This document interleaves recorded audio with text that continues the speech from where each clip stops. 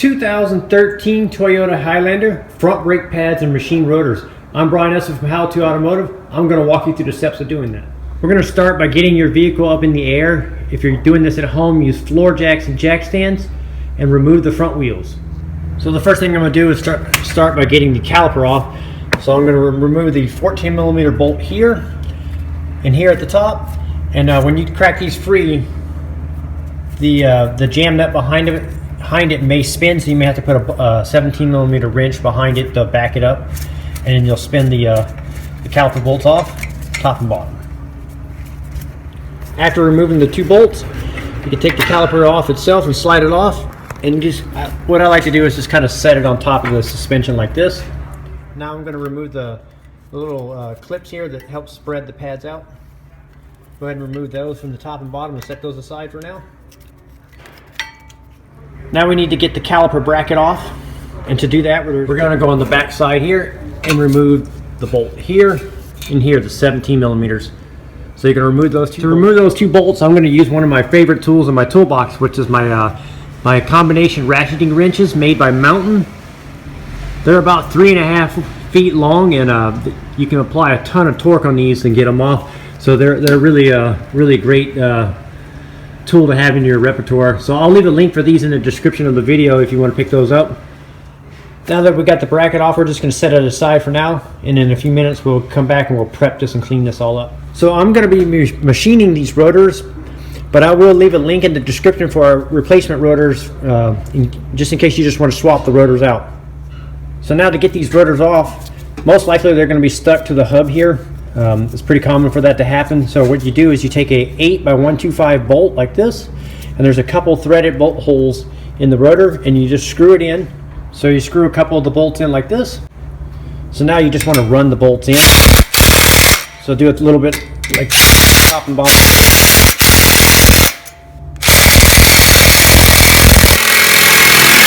And that'll pop the rotor off like that. So now you're going to take your rotor and chuck it up in your brake lathe. If you guys are doing this at home, you're most likely not going to have a brake lathe. So what I recommend you do is take it down to a local automotive repair shop and tell them what year, make, model the rotor is off of, and ask them to machine it for you. They'll also measure it and make sure it's thick enough to be machined.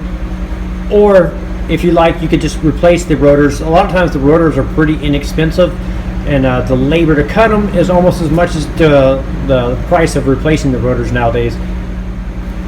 So I will leave a link in the description of the video for the parts for the rotors and the brake pads.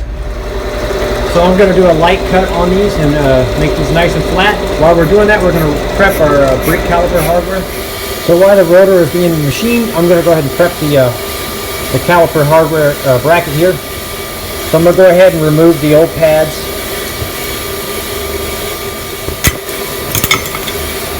So my new brake pads come with all the new hardware with it. So I'm going to go ahead and pop these off with a little flat blade screwdriver. Just pop these off. I'll find the matching one, put it on one at a time. I'll do one at a time. So if your brake pads come with that, I recommend you change these out. It only takes a few seconds and a little extra security that you have a quality brake job. So if yours does not come with these, then what I recommend you do is you take a wire brush like this, and you can scrub the channels out and make them nice and clean. Okay, after changing the hardware out, what we need to do now is on the brake pads themselves, they have these little clips. So now we need to put our anti-squealer tabs on. What these do is, as the brake pads wear down, these little tabs will touch the rotor and make a squeal noise. So we need to transfer those over to our new brake pads, and they just press on. And if your kit didn't come with a new set, then what you do is you take the old ones off of a flat blade screwdriver and transfer it over to your new one. And just what I use is the reference from the old pad to the new pad. So now what we need to do is get these slide pins here on the top and bottom of the caliper bracket. We need to take the boot and peel the boot back like this, and then you'll pry the pin out like that. I recommend you do one at a time, because sometimes the pins are different from top to bottom. You don't want to get them mixed up. So you pull the pin out. Once you got the pin out, then what you're going to do is take a rag and wipe off all the old grease, and then we're going to apply a thin layer of new grease on it. And we're going to use a special grease called Seal Glide. specially designed for lubricating brake parts. It doesn't break down with heat and stuff, so that's the brand we use here at Automotive. I recommend you use that too. I will leave a link in the description of the video for that. So we're going to clean it up, and then what we do after we get it cleaned up, we'll put it back in and we'll work it back and forth in there and make sure that new grease is distributed evenly inside the bracket here. So now I got my new grease on there. I'll put it back in and I'll work it in place. So once you get it in, you're just going to work it back and forth several times to make sure it's moving freely. And then you'll push it in all as far as it'll go, and that'll pop the seal on the boot back around the bolt. And you'll do that for top and bottom. Now that the caliper bracket is prepped, we're going to prep our caliper itself here. One of the things you want to look out for is you want to inspect these boots and make sure they're not torn or anything like that, or leaking any fluids. So now what we need to do is we need to take these pistons and push them back into the bore of the caliper. And when we do that, I'm not going to open the bleeder screw here on the backside. I'm going to leave this closed. So what we need to do is we need to remove a few ounces of brake fluid from the master cylinder. And the reason why is when we push this pistons back in, it's going to push the fluid back up the line into the master cylinder. And if it's too full, it'll overspill into the engine bay and create a mess. So what we're going to do is lower the vehicle down, remove an ounce or two of brake fluid. I'm going to use like a turkey baster and just suck some out. After that, I'm going to take one of the old brake pads, install it into the caliper like this. Take my dual piston caliper gun here, and what you do is you just put it in between the pad like this, and you cock the handle right here like this, and it starts spreading. And every time you pull the trigger on the gun, it pushes the pistons in a quarter inch or so. So 6 or 7 of these little pumps like this, and it'll push the pistons all the way in. And when you're done, the pistons will look like this inside the bore. And you can also, if the boots, sometimes they don't always roll in right, you can massage them back in with your fingers like that.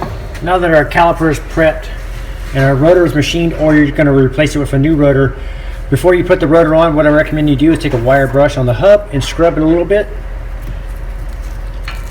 and get a little bit of that surface rust that builds up on the hubs, and scrub that off. And then you can take your rotor and put it on.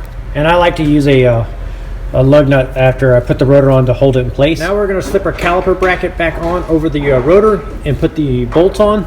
But before we do, what we like to do is we like to put a little bit of a Permatex thread locker, blue thread locker on the threads. It's a little glue that goes on the threads, and it helps prevent the bolts from vibrating loose and backing back out. So I recommend you put a little dab of this, or Loctite is another brand. I'll leave a link for this in the description of the video. So just a couple dabs like that is all you need. So after slipping the caliper bracket back on, starting the bolts, now you can torque the 2 bolts in the back here down to 76 foot-pounds or 78 foot-pounds. Now you can take your inner and outer brake pads and install them. So you're going to put them in kind of at an angle like this, like that, and kind of rotate them in and push them in on top and bottom like that. And you'll do that for the inside also. Once you have the pads installed, what we like to do here at the shop is take a little bit of the Seal Glide grease and put a little thin layer on the back of the shims, and that helps reduce vibration and squeaks. So after putting a thin layer of the grease on there, now we're going to take these little anti-squealer clips, they call them, and we're going to install them back on the pads. So they're going to go in the hole, and you have to squeeze them a little bit to line up the holes.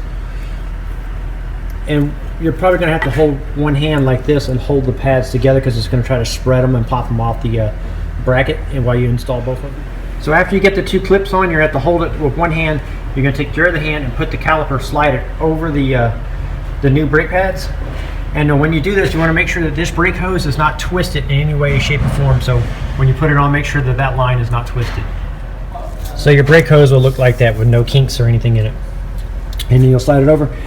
Now we're going to take a little bit more of this blue Permatex thread locker and put it on the bolts to hold the caliper on.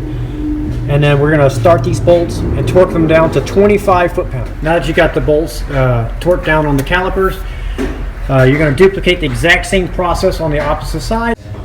Now that you're done bolting up the caliper, you can go ahead and put your wheel on and torque the wheel at 76 foot-pounds. Lower the vehicle back down, and you're going to pump the brake pedal 6 or 7 times.